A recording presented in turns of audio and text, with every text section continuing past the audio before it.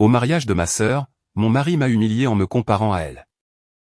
Mes parents ont ri, réduisant ma valeur à mon argent. Blessé, je me suis éclipsé aux toilettes. Mais à mon retour. Pourquoi ne peux-tu pas être aussi belle qu'elle? A lancé Bastien, assez fort pour que toute la table l'entende.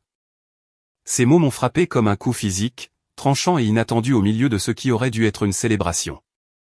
J'étais assise là, à la réception du mariage de ma sœur à Lyon, entourée de ma famille et d'invités vêtus de leurs plus beaux atours, regardant mon mari faire un geste vers Chloé dans sa magnifique robe blanche. Les centres de table scintillaient à la lueur des bougies, projetant des ombres chaleureuses sur la mise en place élégante. L'orchestre jouait un air doux et romantique en fond sonore, les couples se balançaient sur la piste de danse, et mon mari venait de me comparer défavorablement à ma propre sœur le jour de son mariage, devant tous ceux qui comptaient dans ma vie. Ma mère a ri la première. C'était ce rire sec et méprisant que j'avais entendu toute ma vie. Celui qui précédait chaque commentaire conçu pour me remettre à ma place. Au moins, elle gagne bien sa vie, dit-elle en tapotant le bras de mon père avec un sourire entendu. Sinon, elle serait inutile pour tout le monde. Mon père a gloussé à son tour, hochant la tête comme si c'était l'observation la plus raisonnable du monde, comme si réduire sa fille à ses contributions financières était une conversation de dîner parfaitement acceptable lors d'un mariage familial. Comme si je n'étais pas assise juste là, entendant chaque mot. Je m'appelle Manon. J'ai 31 ans et je travaille comme comptable senior au groupe Valois, une entreprise manufacturière de taille moyenne où j'ai bâti ma carrière au cours des 8 dernières années grâce à ma détermination et d'innombrables soirées tardives. Je suis bonne dans ce que je fais. J'ai été promue 3 fois. Je dirige une équipe de 6 personnes qui me respectent et font confiance à mon jugement. Mes évaluations de performance louent constamment mes compétences analytiques et mes capacités de leadership. Mais assise à cette table, écoutant mon mari et mes parents rire à mes dépens, rien de tout cela ne semblait compter. Aucune de mes réalisations ne pouvait me protéger de la cruauté désinvolte des personnes qui étaient censées m'aimer. J'ai regardé autour de la salle de réception magnifiquement décorée, essayant de m'ancrer dans les détails.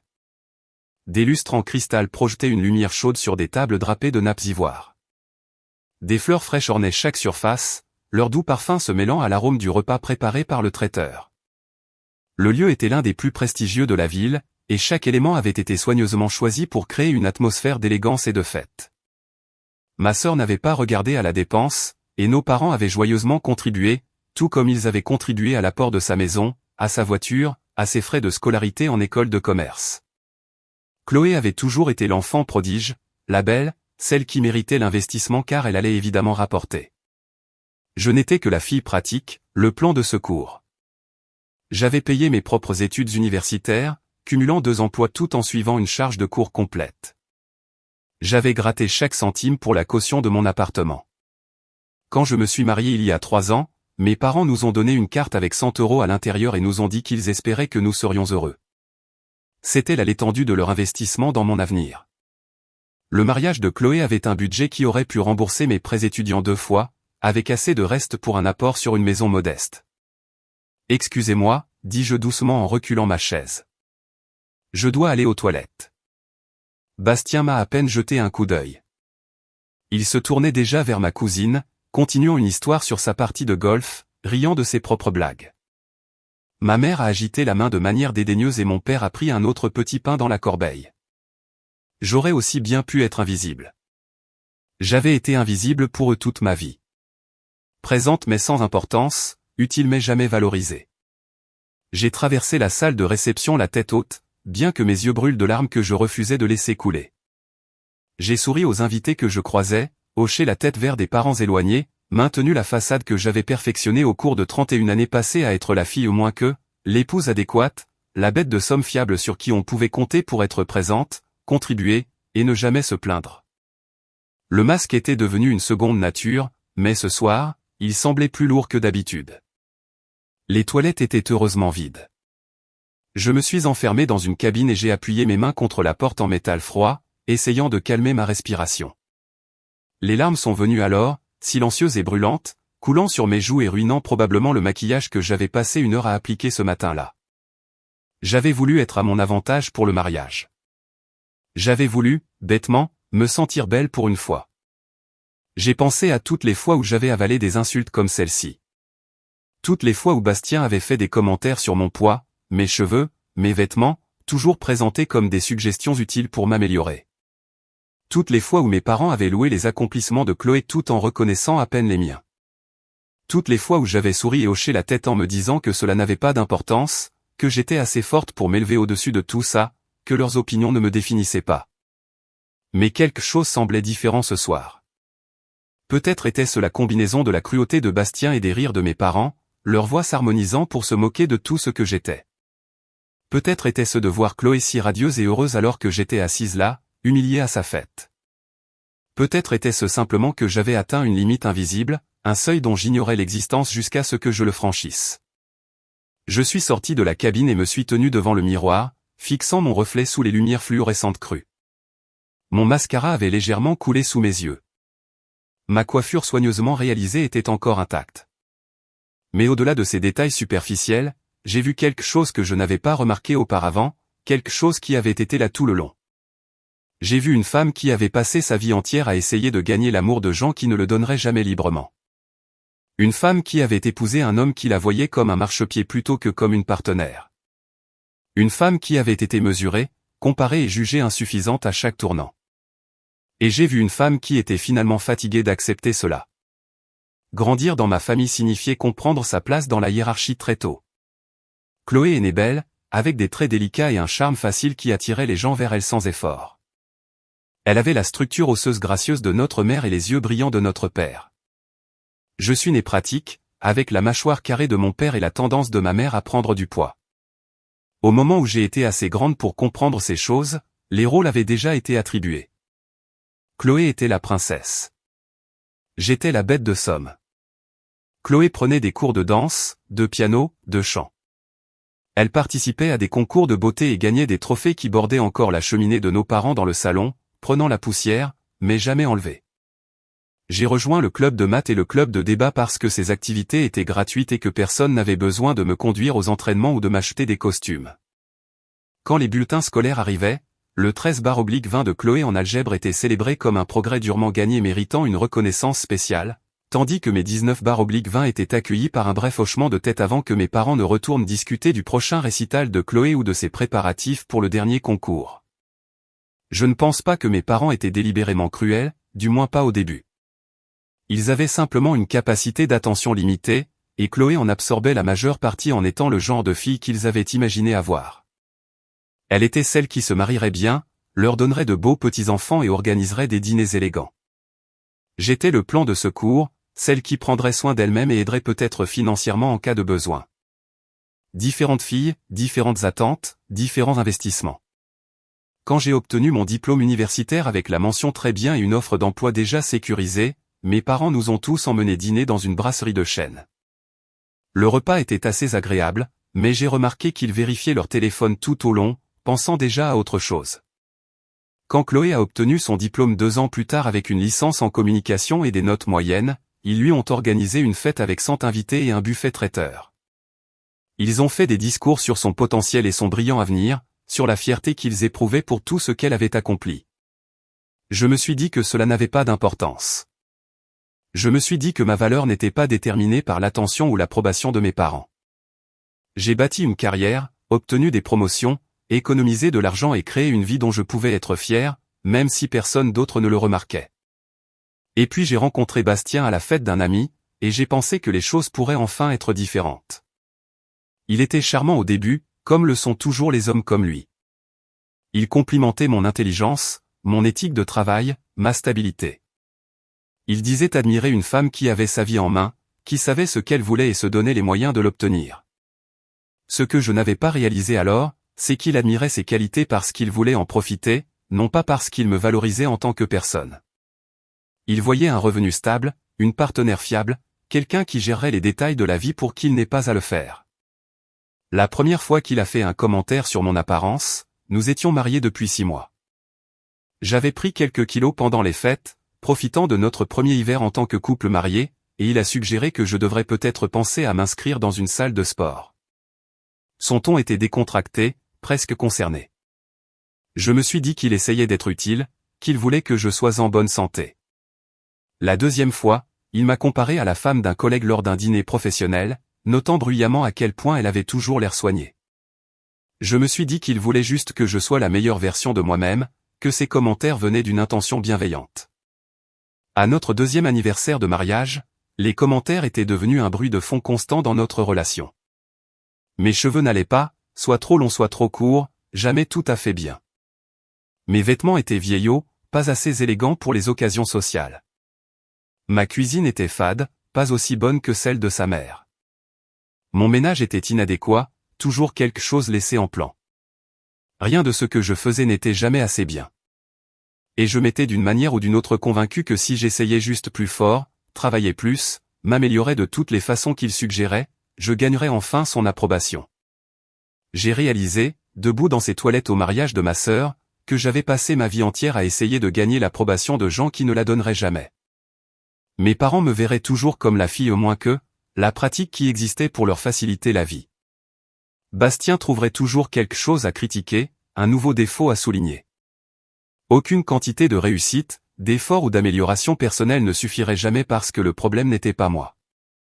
Le problème était que je m'étais entouré de personnes qui avaient besoin de quelqu'un à mépriser, et je m'étais porté volontaire pour ce rôle. J'ai lavé mon visage soigneusement, réappliqué mon maquillage avec des mains stables qui démentaient la tourmente en moi, et je me suis regardé dans le miroir. La femme qui me regardait n'était pas la fille inadéquate ou l'épouse décevante. C'était quelqu'un qui avait bâti une carrière réussie malgré l'absence de soutien.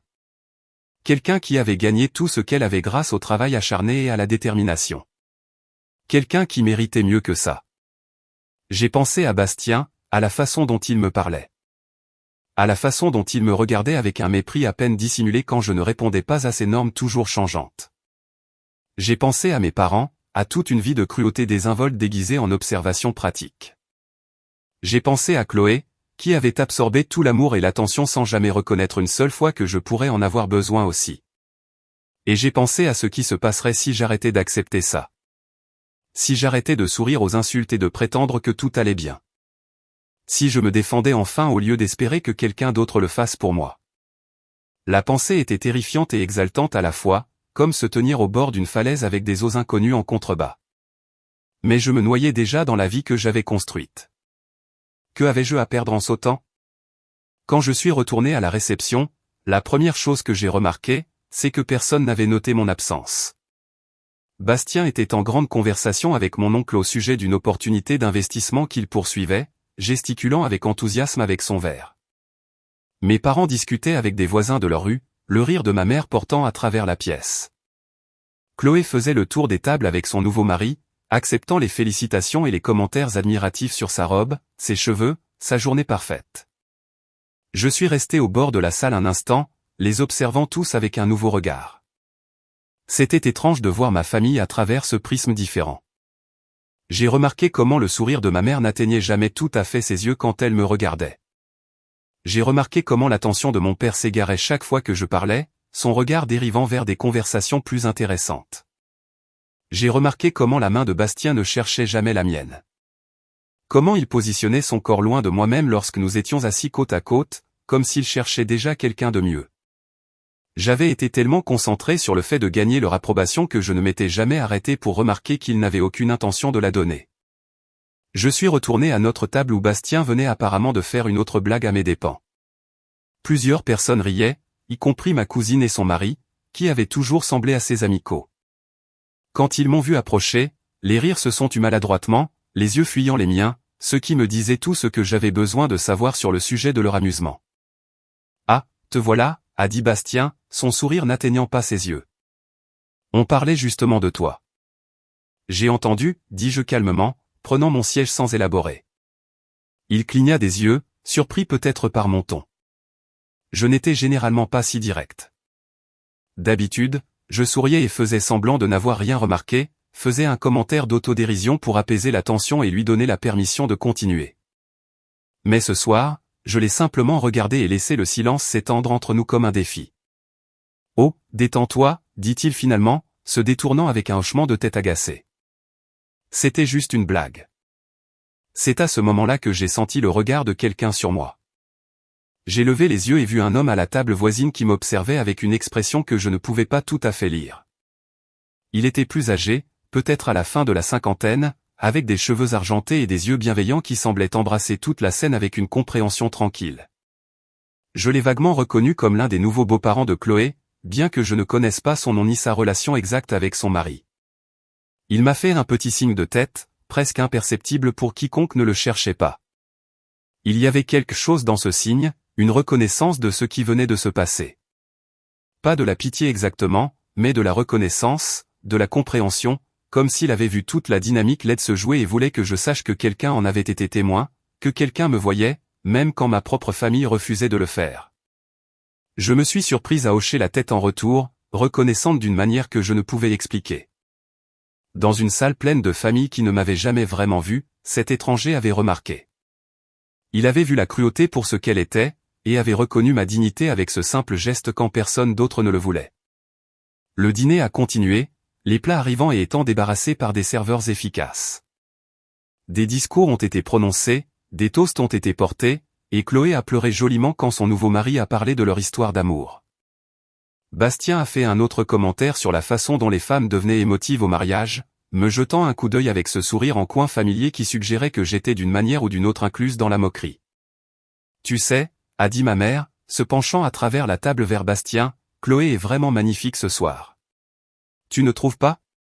Elle rayonne, tout simplement. Je ne l'ai jamais vue aussi heureuse. Elle l'est vraiment, a convenu Bastien, ses yeux suivant ma sœur à travers la pièce avec une appréciation qui m'a retourné l'estomac. Certaines femmes ont juste cette beauté naturelle, tu sais. D'autres doivent travailler plus dur pour l'avoir. Ma mère a ri et le son était comme des ongles sur un tableau noir. Eh bien, au moins Manon a sa carrière. C'est déjà ça.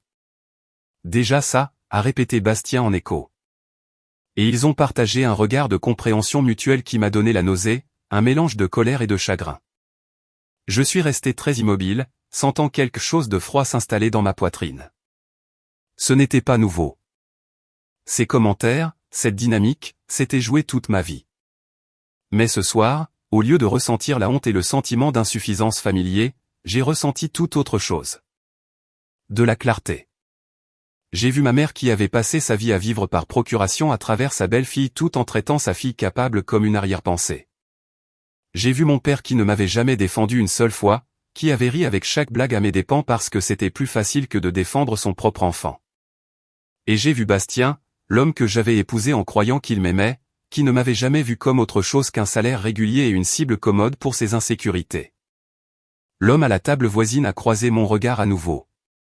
Cette fois, il a levé légèrement son verre dans ma direction, un salut silencieux. C'était un petit geste, mais il semblait énorme à ce moment-là. Quelqu'un me voyait. Quelqu'un reconnaissait mon humanité dans une salle pleine de gens qui m'avaient réduite à mon utilité. J'ai pensé à partir tout de suite, à sortir de la réception et à ne jamais regarder en arrière. Mais quelque chose m'a arrêté. Peut-être était-ce le désir d'aller jusqu'au bout, de comprendre exactement à quoi j'avais affaire avant de prendre des décisions. Ou peut-être n'étais-je tout simplement pas encore prête à faire exploser toute ma vie, même si je savais maintenant avec certitude qu'elle devait changer. Alors je suis resté. J'ai observé, écouté et catalogué chaque affront, chaque rejet, chaque blague cruelle faite à mes dépens. Et avec chacun d'eux, j'ai senti quelque chose durcir en moi. Pas de l'amertume exactement, mais de la résolution. La détermination tranquille d'une femme qui avait enfin cessé d'espérer que sa famille change et commençait à planifier sa propre évasion. À la fin de la nuit, je savais exactement qui étaient ces gens. Et je savais avec une certitude absolue que je ne pouvais pas continuer à vivre ainsi. La semaine après le mariage de Chloé s'est passée dans un brouillard étrange, comme si je me déplaçais dans l'eau alors que tout le monde existait dans l'air normal. Je suis allé travailler, j'ai géré mon équipe, assisté à des réunions et accompli toutes mes tâches avec la même compétence que j'avais toujours montrée. Personne au bureau n'a rien remarqué de différent. Mais quelque chose de fondamental avait changé en moi, et j'avais l'impression de regarder ma vie de l'extérieur de mon corps, observant les schémas et les dynamiques que je n'avais jamais remis en question auparavant. Bastien n'a rien remarqué. Il rentrait de son travail de commercial chaque soir vers 18h30, se plaignait des attentes déraisonnables de son manager, demandait ce qu'il y avait pour le dîner, et se retirait sur son téléphone ou devant la télévision sans attendre ma réponse. Il n'a pas demandé comment j'allais. Il n'a pas remarqué que j'avais été plus silencieuse que d'habitude, que mes réponses étaient devenues plus courtes, que je ne me précipitais plus pour remplir le silence entre nous avec une conversation forcée. Il s'attendait simplement à ce que je fonctionne comme je l'avais toujours fait, comme un appareil bien entretenu qui ne nécessitait aucune attention au-delà de l'opération de base. Le jeudi soir, ma mère a appelé. J'ai fixé son nom sur l'écran de mon téléphone pendant un long moment avant de répondre, sentant mon estomac se nouer avec l'anxiété familière.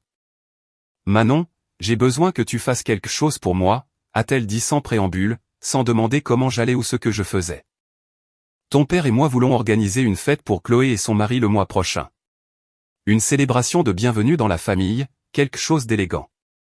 J'ai besoin que tu aides pour les préparatifs. » Pas demander, besoin, parce que dans l'esprit de ma mère, mon temps et mes efforts étaient des ressources auxquelles elle avait droit, disponibles pour être déployées chaque fois qu'elle l'exigeait.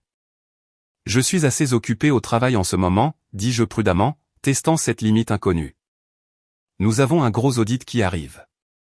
Peut-être pourriez-vous engager un organisateur de fête. » Il y eut une pause. Le genre de silence lourd qui m'avait toujours fait me précipiter pour le remplir d'excuses et d'accommodements. Cette fois, j'ai attendu, laissant l'inconfort s'installer entre nous. Un organisateur de fête ? La voix de ma mère s'est aiguisée d'irritation. C'est ridicule. Tu es la famille. C'est ce que fait la famille, Manon. De plus, tu sais comment gérer ces choses. Tu es si pratique. Tu réussis toujours à tout organiser. C'était là encore. Pratique. Le mot qu'elle utilisait au lieu de belle, ou charmante, ou spéciale. Pratique signifiait utile. Pratique signifiait que je pouvais être appelé pour faire le travail pendant que Chloé se prélassait dans la célébration. Pratique signifiait que j'existais pour servir, pas pour être servi. Je vais y réfléchir, ai-je dit, ce qui n'était ni un oui ni un non, juste une limite que je n'avais jamais posée auparavant. Le silence surpris de ma mère était presque satisfaisant. Presque. En dessous, je pouvais sentir la culpabilité familière monter, le besoin profondément enraciné d'aplanir les choses, d'être agréable, de maintenir la paix à tout prix pour moi-même. Eh bien, dit-elle finalement, sa voix refroidissant de plusieurs degrés. Je suppose que je ne devrais pas être surprise. Tu as toujours été un peu égocentrique, Manon, mais je pensais que la famille signifiait quelque chose pour toi. Je pensais qu'après tout ce que nous avons fait pour toi, tu voudrais aider. J'ai raccroché sans répondre, mon cœur battant contre mes côtes. Mes mains tremblaient, mais je n'étais pas sûr si c'était de colère ou d'adrénaline. Je n'avais jamais fait ça auparavant. Je n'avais jamais mis fin à une conversation avec ma mère sans m'assurer que tout était lisse, qu'elle était apaisée, que j'avais rempli le rôle qu'elle avait besoin que je joue. Bastien est entré dans la cuisine à ce moment-là, les sourcils levés avec une légère curiosité. C'était ta mère ? Qu'est-ce qu'elle voulait ? Elle veut que j'organise une autre fête pour Chloé, dis-je, gardant ma voix neutre. Alors c'est ce que tu fais. Tu es l'organisé. Il ouvrit le réfrigérateur et jeta un coup d'œil à l'intérieur, perdant déjà tout intérêt pour la conversation. Qu'est-ce qu'il y a pour le dîner ? Je meurs de faim. J'ai fixé son dos, face à cette supposition désinvolte que je le nourrirais, aiderais ma famille, porterais tout le travail invisible sans plainte ni compensation. Je lui ai dit que j'y réfléchirais. Bastien s'est retourné, fronçant les sourcils avec une confusion sincère. Comment ça, y réfléchir ? Fais-le, c'est tout. Ce n'est pas comme si tu avais autre chose à faire. J'ai un travail. Je gère un département avec 6 personnes sous mes ordres. Je rentre à la maison et je cuisine et nettoie et fais tout ce qui permet à ce foyer de fonctionner. Les mots sont sortis plus durs que je ne le voulais, mais je ne les ai pas repris. Qu'est-ce que tu penses exactement que je fais toute la journée ? L'expression de Bastien est passée de la surprise à quelque chose de plus froid, plus défensif. Oh, nous y voilà. Qu'est-ce que c'est ? Une sorte de truc féministe ? Tu savais à quoi tu t'engageais quand on s'est marié. C'est comme ça que les partenariats fonctionnent. Vraiment, me suis-je entendu demander. À quoi exactement ai-je signé ? À me faire dire que je ne suis pas aussi belle que ma sœur ? À être la risée de mes propres parents ? À être traitée comme une servante dans ma propre maison pendant que tu ne contribues rien d'autre que des critiques ? La cuisine est devenue très silencieuse. Bastien me regardait comme s'il voyait quelqu'un qu'il ne reconnaissait pas. D'une certaine manière, c'était peut-être le cas. La Manon qu'il connaissait n'aurait jamais riposté comme ça. La Manon qu'il avait épousée se serait excusée maintenant, aurait fait une blague pour aplanir les choses, se serait retirée dans la conformité et aurait prétendu que la conversation n'avait jamais eu lieu. Je ne sais pas ce qui t'arrive, dit-il lentement, prudemment. Mais tu dois te remettre de quoi que ce soit. Ta famille a besoin que tu aides pour la fête. J'ai besoin que tu arrêtes d'être si dramatique. C'est comme ça que la vie fonctionne, Manon. Tu fais ta part. Et quelle part fais-tu, demandai-je doucement. Qu'est-ce que tu contribues exactement à cette famille? Bastien, le visage rouge de colère, je vais travailler tous les jours. Je subviens à nos besoins. Je gagne plus d'argent que toi. Je vais aussi travailler tous les jours et je fais tout ici aussi. Je ne criais pas, mais chaque mot semblait être une pierre que je portais depuis des années et que je posais enfin. Alors qu'est-ce que tu fournis exactement que je ne pourrais pas me fournir à moi-même? Bastien ouvrit la bouche, la referma, puis se tourna et sortit de la cuisine. Un instant plus tard, j'entendis la porte d'entrée claquer assez fort pour faire trembler les fenêtres. Bastien n'est pas rentré cette nuit-là. Il a envoyé un SMS vers minuit disant qu'il restait chez un ami et que j'avais besoin de me calmer avant qu'il puisse avoir une conversation rationnelle. J'ai lu le message 3 fois, m'émerveillant de la façon dont il avait habilement rejeté la faute. C'était moi qui avais besoin de me calmer. C'était moi qui étais irrationnel. Peu importe qu'il ait fui plutôt que de répondre à une simple question sur ses contributions à notre mariage. Peu importe qu'il m'ait comparé défavorablement à ma sœur devant des douzaines de personnes et n'ait rien vu de mal à cela. J'ai mieux dormi cette nuit-là que je ne l'avais fait depuis des mois. Le lit semblait plus grand sans lui. La chambre plus calme sans son téléphone vibrant de notifications à toute heure. L'air plus facile à respirer sans sa présence remplissant l'espace. Je me suis réveillé le lendemain matin avec un étrange sentiment de clarté, comme si un brouillard s'était levé, et je pouvais enfin voir le paysage à travers lequel j'avais erré aveuglément. Au travail, je me suis surprise à me confier à ma collègue, Victoire, qui était devenue une sorte d'amie au fil de nos années de travail dans des bureaux adjacents. Nous déjeunions dans la salle de pause, picorant des salades de la cafétéria du bas, quand elle a demandé comment le mariage s'était passé. C'était beau, ai-je dit automatiquement, la réponse réflexe que j'avais donnée à tous ceux qui demandaient. Puis je me suis arrêté, la fourchette à mi-chemin de ma bouche. Victoire posa sa fourchette, son expression passant de l'intérêt poli à une inquiétude sincère. Il a fait quoi? Je lui ai tout raconté. Le commentaire sur la beauté de Chloé et mon insuffisance. L'observation de ma mère sur mon utilité. Les années de petite cruauté que j'avais absorbées, minimisées et justifiées. La dispute de la veille et la sortie théâtrale de Bastien. Victoire a écouté sans m'interrompre, son expression passant de la surprise à l'inquiétude, puis à quelque chose qui ressemblait à une colère vertueuse. Manon, a-t-elle dit quand j'ai fini, sa voix calme mais ferme. Je te connais depuis 5 ans. Tu es l'une des personnes les plus intelligentes et les plus compétentes avec qui j'ai jamais travaillé. Tu es bien meilleur que la moitié des gens de cette entreprise. Comment as-tu pu supporter ça? Je ne sais pas, ai-je admis, sentant la vérité s'installer dans ma poitrine. Je pense que je me suis convaincu que c'était normal, que chaque famille a ses bizarreries, chaque mariage a ses passages difficiles. Mais en l'entendant exposer comme ça, en t'entendant réagir, j'ai secoué la tête lentement. Ce n'est pas normal, n'est-ce pas? Non, a dit fermement Victoire. Ce n'est pas normal. C'est de la violence psychologique, Manon. De la part de tous. Le mot m'a frappé comme un coup physique. Violence. Je n'y avais jamais pensé de cette façon. Je ne m'étais jamais permis de le nommer si clairement. La violence était visible, dramatique, indéniable. Ce que j'avais vécu était subtil, insidieux, habillé en dynamique familiale et en friction conjugale. Mais en entendant Victoire le nommer, j'ai réalisé qu'elle avait raison. La critique constante, les comparaisons, la réduction de ma valeur à mon utilité, c'était de la violence. Elle avait juste été tellement normalisée que je ne pouvais pas la voir pour ce qu'elle était. Ce soir-là, Bastien est rentré avec des fleurs.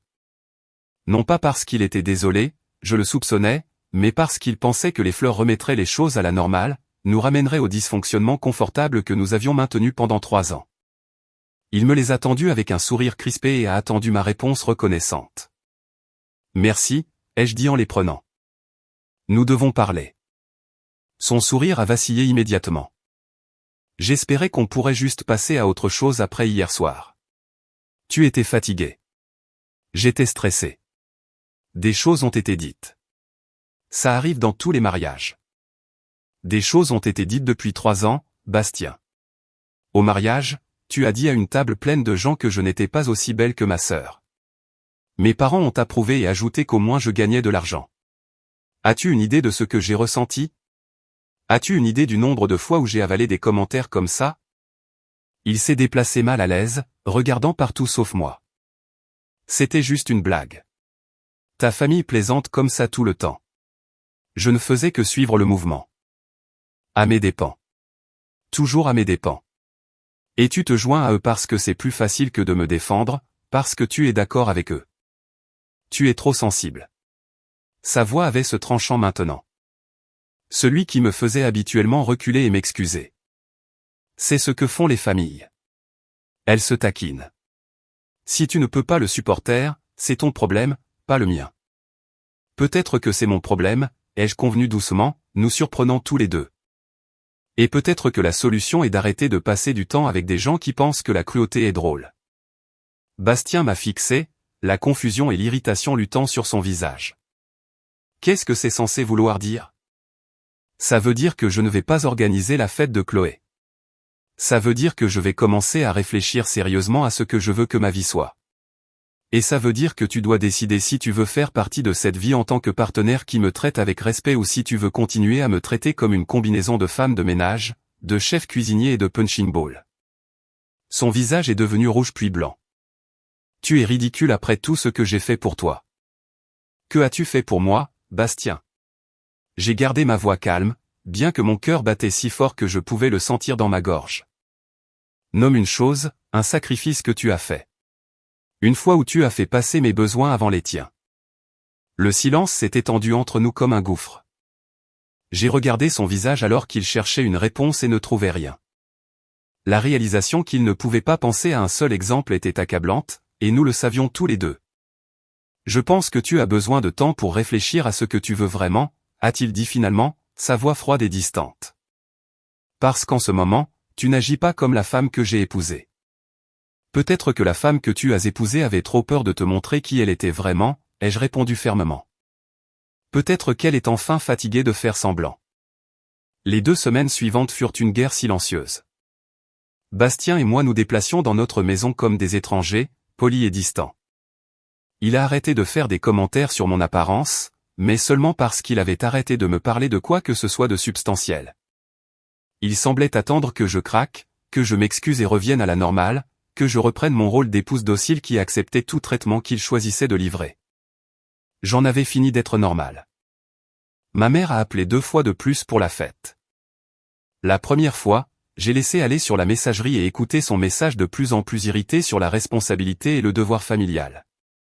La deuxième fois, Chloé a appelé à la place, apparemment recrutée comme renfort. Manon, qu'est-ce qui se passe, a exigé ma sœur sans salutation. Maman dit que tu refuses d'aider pour la fête de bienvenue.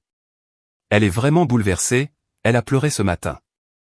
Je suis occupé par le travail, ai-je dit, gardant ma voix égale. Vous pourriez engager un organisateur. Il y en a d'excellents en ville. Ce n'est pas la question. La question est que tu es la famille. Tu es censé vouloir aider. Tu es censé te soucier de ces choses. La voix de Chloé avait cette qualité blessée qu'elle maniait si efficacement. Le ton qui avait toujours fait accourir nos parents pour la réconforter. J'ai toujours pensé que nous étions proches, Manon. Je ne comprends pas pourquoi tu es comme ça tout d'un coup. Quelque chose en moi a craqué. La retenue que je maintenais a finalement cédé. Tu veux savoir pourquoi, Chloé? Parce qu'à ton mariage, mon mari a dit à tout le monde que je n'étais pas aussi belle que toi. Et nos parents ont ri et ont dit, au moins, elle gagne bien sa vie. Et tu étais juste là, à 2 mètres de nous. Tu l'as entendu, et tu n'as pas dit un mot.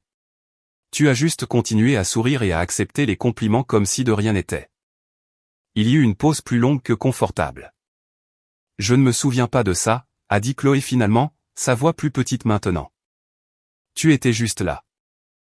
J'étais occupé, Manon. C'était le jour de mon mariage. Je ne faisais pas attention à tout ce que tout le monde disait à chaque table. Il y avait 200 personnes. Sa voix avait changé maintenant, défensive et un peu en colère. De plus, tu sais comment est Bastien. Il plaisantait probablement juste. Il plaisante comme ça tout le temps. Ce n'était pas drôle. C'était humiliant. Et ce n'est pas la première fois, Chloé. Ça arrive depuis toute ma vie. À chaque dîner de famille, chaque fête, chaque événement. Je suis toujours la blague, la pratique. Celle qui fait le travail pendant que tu reçois les éloges, l'attention et l'argent. Ce n'est pas juste, a protesté Chloé. Je n'ai rien demandé de tout ça. Je n'ai pas demandé à être traité différemment, mais tu ne l'as jamais arrêté non plus. Tu ne m'as jamais défendu une seule fois.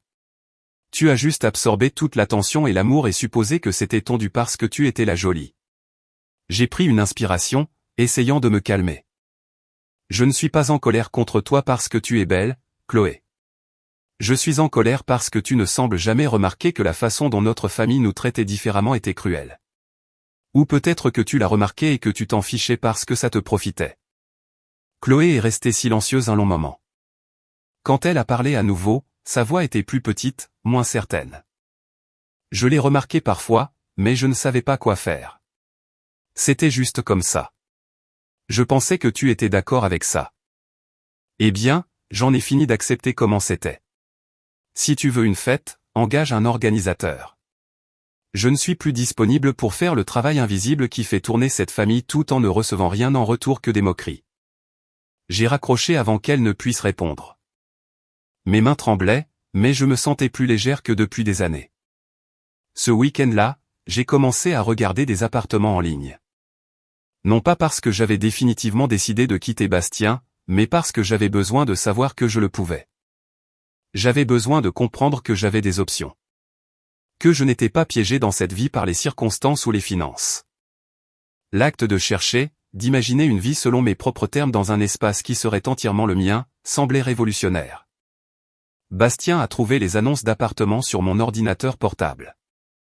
Il avait fouiné, cherchant probablement des preuves que j'étais celle qui était déraisonnable, des munitions à utiliser contre moi. Au lieu de cela, il a trouvé la preuve que j'envisageais de partir. Qu'est-ce que c'est ? Il m'a tendu l'ordinateur portable, le visage tordu par la colère et quelque chose qui aurait pu être de la peur. Tu regardes des appartements. Tu regardes vraiment des appartements. J'explore mes options, ai-je dit calmement. Tes options ? Il a ri, mais il n'y avait pas d'humour là-dedans. Tu vas me quitter et faire quoi exactement ? Vivre seul dans un appartement exigu comme une triste vieille fille ? Bonne chance avec ça. Peut-être, ou peut-être que je vivrai seul dans un bel appartement où personne ne critique mon apparence ou ne rit de moi avec ma propre famille. J'ai croisé son regard sans sourciller. Être seul semble mieux que d'être constamment diminué par quelqu'un qui est censé m'aimer. L'expression de Bastien a vacillé. Colère, peur, quelque chose qui aurait pu être un regret sincère. Tu surréagis. Tous les couples ont des problèmes. On ne quitte pas juste un mariage pour quelques commentaires stupides. Nos problèmes ne sont pas normaux, Bastien. Nos problèmes sont que tu ne me respectes pas. Tu ne me valorises pas et tu participes activement à mon humiliation. Ce n'est pas un mariage. C'est une peine de prison que je purge depuis 3 ans. Il m'a attrapé le bras alors, assez fort pour laisser des marques. Tu ne pars pas. Tu me comprends ? Tu ne vas pas m'embarrasser en partant. J'ai regardé sa main sur mon bras, la façon dont ses doigts s'enfonçaient dans ma chair, puis son visage. Quelque chose dans mon expression a dû changer car il a lâché immédiatement, semblant presque surpris de ses propres actions. Ne me touche plus jamais comme ça, ai-je dit, ma voix stable même si mon cœur battait la chamade. Et ne me dis pas ce que je peux et ne peux pas faire. Ce mariage a été à sens unique pendant 3 ans et la route s'arrête ici. Je resterai chez Victoire ce soir. Nous pourrons discuter des détails de la séparation quand tu seras prêt à avoir une conversation civilisée. J'ai pris mon sac et mes clés et j'ai franchi la porte. Derrière moi, j'ai entendu Bastien appeler mon nom, sa voix passant de la colère à quelque chose qui ressemblait presque à la panique. Mais je ne me suis pas retourné. Pour la première fois de ma vie, je m'éloignais de quelqu'un qui essayait de me diminuer, et cela ressemblait à la liberté. Victoire m'a accueilli chez elle sans question ni jugement. Elle avait une chambre d'amis propre et confortable, décorée dans des tons bleus et blancs doux qui semblaient paisibles après le chaos de mon départ. Elle a fait du thé pendant que je m'asseyais sur son canapé, traitant ce que je venais de faire. J'avais quitté mon mariage. J'avais laissé Bastien debout dans notre cuisine en me regardant partir. « Comment te sens-tu » a demandé Victoire en me tendant une tasse de camomille. Terrifié, ai-je admis, en roulant mes mains autour de la céramique chaude. Et soulagé et en colère, tout à la fois, tout mélangé. Ça semble normal, elle s'est assise en face de moi, son expression bienveillante mais sérieuse. « Qu'est-ce que tu vas faire ?» Je ne sais pas encore.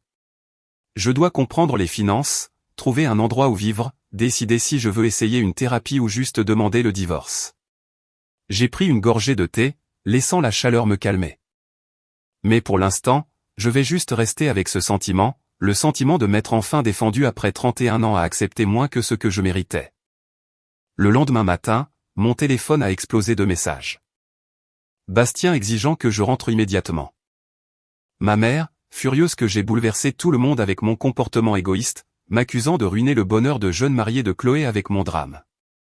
Mon père, envoyant un seul SMS qui disait seulement « Appelle ta mère ». Même Chloé y est allée de son commentaire, demandant ce qui se passait et si je faisais une sorte de dépression nerveuse. J'ai éteint mon téléphone et je suis allé travailler. Au bureau, je me suis jeté dans un projet que je repoussais depuis des semaines. C'était un audit complet des procédures de notre département. Le genre de travail méticuleux qui exigeait une concentration totale et ne laissait aucune place aux pensées intrusives. Pendant 8 heures, je n'ai pas pensé à Bastien ou à mes parents ou au désordre qu'était devenu ma vie personnelle. J'ai juste travaillé. Et cela ressemblait à la reconquête d'une partie de moi-même que j'avais oubliée. La partie qui était compétente, capable et précieuse selon mes propres termes. Quand j'ai rallumé mon téléphone ce soir-là, il y avait 47 appels manqués et plus de 100 SMS. Je les ai fait défiler, notant le ton de l'escalade. Bastien était passé de l'exigence à la supplication puis à la menace, parcourant les étapes de manipulation dont j'avais été témoin tant de fois auparavant. Les messages de ma mère étaient un cours magistral de culpabilité et de chantage émotionnel. Mais un message sortait du lot. Il provenait d'un numéro que je ne reconnaissais pas. Je l'ai lu 3 fois avant de comprendre ce que je voyais. Le message était de Julien, l'homme plus âgé qui avait croisé mon regard au mariage, celui qui m'avait fait un signe de tête en reconnaissance silencieuse de mon humiliation. C'était le nouveau beau-père de Chloé, et d'une manière ou d'une autre, il avait eu mon numéro.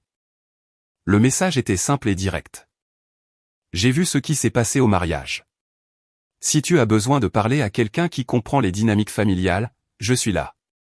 Pas de jugement, pas d'attente, juste du soutien de quelqu'un qui a déjà vu des schémas similaires. J'ai fixé l'écran pendant un long moment, lisant et relisant ces mots. C'était un si petit geste, mais cela signifiait plus que Julien ne pouvait le savoir. Au milieu de l'effondrement de tout mon système de soutien, une famille qui me blâmait, un mari qui se sentait en droit d'exiger ma soumission, voici qu'un quasi-inconnu offrait une simple gentillesse humaine sans aucune condition. J'ai répondu par SMS, merci. Cela signifie plus que vous ne le pensez. Au cours des semaines suivantes, Julien et moi avons échangé des messages occasionnels.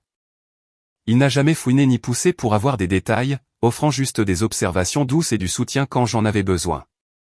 J'ai appris qu'il était un thérapeute familial à la retraite qui avait passé sa carrière à aider les gens à se démêler de systèmes familiaux toxiques. Il comprenait ce que je traversais d'une manière que peu d'autres pouvaient, non pas parce qu'il l'avait vécu lui-même, mais parce qu'il avait été témoin de ses effets sur d'innombrables autres personnes. Le plus dur, a-t-il écrit un soir, est d'accepter que les gens qui étaient censés te protéger ont choisi de ne pas le faire. Ce n'est pas un reflet de ta valeur. C'est un reflet de leurs limites. Ces mots ont débloqué quelque chose en moi. J'avais passé ma vie entière à supposer que j'étais le problème. Pas assez belle, pas assez charmante, pas assez digne de l'amour et de l'attention qui semblaient couler si librement vers tout le monde. Mais le problème n'avait jamais été moi. Le problème était une famille qui avait besoin de quelqu'un à diminuer pour se sentir élevé, et un mari qui avait appris qu'il pouvait me maltraiter parce que personne ne l'arrêterait. J'ai demandé le divorce un mardi matin, entrant au palais de justice avec une détermination que je n'avais jamais ressentie auparavant. La paperasse était simple. Nous n'avions pas d'enfants, et je ne voulais rien de Bastien sauf ma liberté. Il pouvait garder la maison que nous avions achetée ensemble avec mon apport. Il pouvait garder les meubles que j'avais choisis et la vie que j'avais construite autour de lui. Je voulais juste sortir. Les papiers du divorce sont arrivés à la porte de Bastien un vendredi après-midi.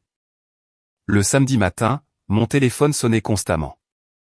Cette fois, j'ai répondu, prête à affronter la suite. Tu ne peux pas être sérieuse, a dit Bastien, sa voix serrée par la colère et quelque chose qui aurait pu être de la peur. Pour des années de commentaires, les jeux corrigés calmement, pour un schéma de manque de respect et de cruauté que je ne suis plus disposé à accepter. C'est insensé. Tu jettes notre mariage parce que tu es trop sensible pour accepter une blague. Tout le monde à ce mariage pensait que c'était drôle. Tu étais la seule à être contrariée. Je jette un mariage où j'étais la seule à m'investir. Je ne suis pas trop sensible, Bastien. Tu es trop cruel. Il y a une différence et il m'a fallu 3 ans pour la voir. Il bafouilla, cherchant une réponse. Ta famille est d'accord avec moi. Ta mère a appelé hier, elle a dit que tu as toujours été difficile. Elle a dit que tu n'étais jamais reconnaissante pour tout ce qu'ils ont fait pour toi. Ma famille, dis-je doucement, fait partie du problème. Ils t'ont appris qu'il était acceptable de me traiter de cette façon. Mais je ne joue plus selon leurs règles. La conversation n'a mené nulle part, comme je m'y attendais. Bastien alternait entre la rage et l'apitoiement sur lui-même, entre les menaces sur ce qu'il ferait pendant le divorce et le marchandage sur la thérapie de couple et les nouveaux départs. J'ai écouté sans m'engager, le laissant s'épuiser contre mon refus calme de plier. Quand il a finalement raccroché, je n'ai ressenti rien d'autre que du soulagement. L'appel de ma mère est venu ensuite, exactement comme prévu. Manon, qu'est-ce que tu as fait? Sa voix était tranchante d'accusation, le même ton qu'elle avait utilisé toute ma vie quand je ne répondais pas à ses attentes. Bastien est dévasté. Il nous a appelés ce matin en pleurant. Comment peux-tu être si sans cœur? T'a-t-il dit pourquoi j'ai demandé le divorce? T'a-t-il parlé des années de critiques? De l'humiliation publique au mariage de Chloé? De la façon dont il m'a attrapé le bras assez fort pour laisser des bleus? Une pause plus longue que confortable. Il a dit que tu étais dramatique, que tu sortais les choses de leur contexte. Bien sûr qu'il l'a dit. J'ai ri, me surprenant moi-même avec ce son. Et tu l'as cru, tout comme tu as toujours cru le pire à mon sujet et le meilleur à propos de tout le monde. Ce n'est pas juste. C'est tout à fait juste. Au mariage de Chloé, mon mari a dit à voix haute que je n'étais pas aussi belle que ma sœur. Toi et papa avaient ri et dit, au moins, elle gagne bien sa vie. Tu te souviens de ça? Tu te souviens comment tout le monde à la table riait pendant que j'étais assise là, humiliée? Silence. Puis, c'était juste des taquineries. On ne pensait pas à mal. Tu me taquines depuis toute ma vie, maman. Chaque commentaire sur la beauté de Chloé et ma praticité. Chaque comparaison qui me faisait me sentir moins que rien. Chaque fois que tu as investi dans son avenir et négligé le mien, ce n'était pas de la taquinerie. C'était de la cruauté. Et je l'ai accepté parce que je pensais que c'était ça, la famille. Tu surréagis. Non, je réagis enfin de manière appropriée. J'en ai fini d'être la bête de somme de la famille qui ne reçoit rien en retour que des moqueries. J'en ai fini d'être marié à un homme qui me traite de la façon dont tu lui as appris à me traiter. Et j'en ai fini de prétendre que tout cela est acceptable. Si tu fais ça, a dit ma mère froidement, tu n'auras plus de famille. Nous ne soutiendrons pas ce divorce. Tu seras complètement seul. J'ai été seul toute ma vie, ai-je dit. La seule différence maintenant, c'est que je le choisis. J'ai raccroché et éteint mon téléphone. Puis je me suis assise dans la chambre d'amis de Victoire et j'ai pleuré. Pas de tristesse, mais de la libération écrasante d'avoir enfin dit la vérité à des gens qui n'avaient jamais voulu l'entendre. Le divorce a été finalisé 3 mois plus tard. Bastien n'a rien contesté à la fin. Peut-être parce qu'il savait qu'il n'avait aucun argument, ou peut-être parce qu'il avait déjà trouvé quelqu'un d'autre à contrôler. J'ai signé mon nom sur les documents finaux et je suis sorti du palais de justice sous un soleil d'après-midi éclatant, me sentant plus légère que je ne l'avais été depuis des années. J'avais perdu un mari qui ne me valorisait jamais et une famille qui ne me protégeait jamais. Mais j'avais gagné quelque chose de bien plus précieux, moi-même. 6 mois après mon divorce, j'ai été promue directrice financière du groupe Valois. L'annonce a été faite lors d'une réunion d'entreprise et mon équipe m'a fait une ovation debout. Pour la première fois de ma vie, j'ai accepté la reconnaissance sans avoir l'impression de devoir la minimiser, m'excuser de prendre de la place ou m'inquiéter de qui pourrait être jaloux. J'avais emménagé dans mon propre appartement, un espace petit mais magnifique avec de grandes fenêtres qui laissaient entrer la lumière du matin. Je l'ai décoré exactement comme je le voulais, sans personne pour critiquer mes choix ou me faire sentir que mon goût était inadéquat. Je cuisinais des repas que j'aimais, gardais des horaires qui me convenaient, et bâtissais une vie qui était entièrement la mienne. Julien et moi nous rencontrions occasionnellement pour un café. Il était devenu une sorte de mentor, m'aidant à comprendre les dynamiques familiales auxquelles j'avais échappé et à traiter le deuil de laisser aller des relations que j'avais tant essayé de maintenir. Il ne demandait jamais rien en retour, offrant juste sagesse et gentillesse. « Comment vont les choses avec ta famille ?» demanda-t-il lors d'une de nos conversations. « Calme, dis-je. Ma mère a arrêté d'appeler après que j'ai refusé de m'excuser. Mon père n'a pas pris contact du tout. Chloé envoie des SMS occasionnels, mais nous n'avons pas vraiment parlé. Est-ce que ça te dérange ? J'ai considéré la question attentivement. Parfois, je pleure la famille que je voulais, les relations que j'ai tant essayé de construire. Mais la réalité de ces relations, la critique constante, le sentiment de ne jamais être assez, ne me manque pas. Je vais mieux sans ça dans ma vie. Julien hocha la tête. C'est une sagesse durement acquise. 1 an après le mariage de Chloé, j'ai entendu dire que Bastien s'était fiancé à nouveau. Sa nouvelle fiancée avait 23 ans, sortait tout juste de l'université, désireuse de plaire. J'ai ressenti un pincement de quelque chose, pas de la jalousie, mais de l'inquiétude pour cette jeune femme qui ne savait pas encore dans quoi elle mettait les pieds. Mais ce n'était pas mon fardeau à porter. J'ai aussi entendu dire que mes parents racontaient aux gens que j'avais abandonné ma famille pour rien, que j'étais ingrate et égoïste, que j'avais brisé le cœur du pauvre Bastien avec ma froideur. Le récit ne m'a pas surprise. Ils avaient besoin d'être les victimes. Ils avaient besoin que l'histoire ait un sens d'une manière qui ne les obligeait pas à examiner leur propre comportement. Mais quelque chose d'inattendu s'est produit aussi. Le mariage de Chloé s'est effondré en 18 mois. Son mari avait été infidèle et elle s'est retrouvée soudainement célibataire, soudainement imparfaite, soudainement à la réception des attentes déçues de nos parents. Elle m'a contacté alors, hésitante et incertaine. « Je pense que je comprends maintenant », a-t-elle dit lors d'un long appel téléphonique, sa voix petite. Ce que c'était pour toi, d'être mesurée et jugée insuffisante. J'ai toujours pensé qu'être la préférée était une bénédiction, mais c'était juste un autre type de cage. Il ne m'aimait que pour ce que je représentais, pas pour qui j'étais. Je sais, ai-je dit. Il m'a fallu longtemps pour voir que leur amour venait avec des conditions qu'aucune de nous ne pourrait jamais vraiment remplir. Chloé et moi ne sommes pas proches maintenant, mais nous sommes honnêtes l'une envers l'autre. Nous sommes toutes les deux en thérapie, toutes les deux en train de désapprendre les schémas que nos parents ont installés. C'est un travail lent et douloureux, mais ça en vaut la peine. Les secondes fiançailles de Bastien se sont mal terminées lorsque sa fiancée a découvert son habitude de faire des commentaires cruels et son comportement contrôlant. Elle l'a quitté après avoir trouvé des messages où il la comparait défavorablement à d'autres femmes, le même schéma qu'il m'avait fait subir pendant des années. Aux dernières nouvelles, il vivait seul dans la maison que nous partagions autrefois, se plaignant à qui voulait l'entendre que les femmes de nos jours ne savaient pas accepter une blague. Mes parents, confrontés à 2 filles qui ne jouaient plus leurs rôles assignés, sont devenus de plus en plus isolés.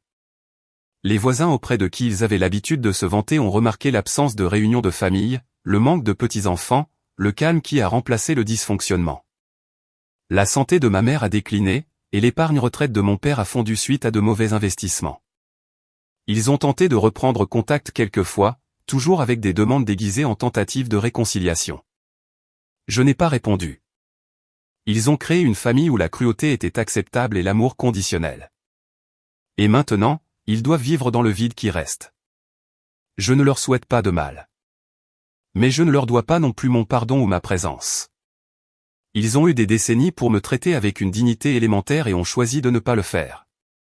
Les conséquences de ce choix sont les leurs. Parfois, je pense à cette nuit au mariage de Chloé, au fait d'être assise à cette table pendant que mon mari et mes parents riaient à mes dépens. Je pense au moment où j'ai marché vers les toilettes et où je me suis tenu devant le miroir, me voyant clairement pour la première fois. C'était la nuit où tout a changé. Non pas parce que j'ai cessé d'être humilié, je l'avais été d'innombrables fois auparavant, mais parce que j'ai finalement décidé que je méritais mieux. La meilleure vengeance, il s'avère, n'est pas la confrontation dramatique ou l'exposition publique. C'est simplement de construire une vie où les gens qui vous ont blessé n'ont plus accès à votre joie. C'est devenir la personne que vous avez toujours été capable d'être sans le poids de leur désapprobation qui vous retient. J'ai 33 ans maintenant. J'ai une carrière que j'aime, des amis qui me valorisent, et un foyer paisible où personne ne me dit que je ne suis pas assez. Je porte encore des cicatrices des années de cruauté ordinaire. Mais ces cicatrices guérissent. Et quand je me regarde dans le miroir maintenant, je ne vois pas la fille inadéquate ou l'épouse décevante. Je vois une femme qui a enfin appris à se protéger, qui a choisi sa propre paix plutôt que leur approbation, qui a découvert que la vengeance la plus puissante est simplement de bien vivre. Cela vaut plus que toute vengeance que j'aurais pu imaginer.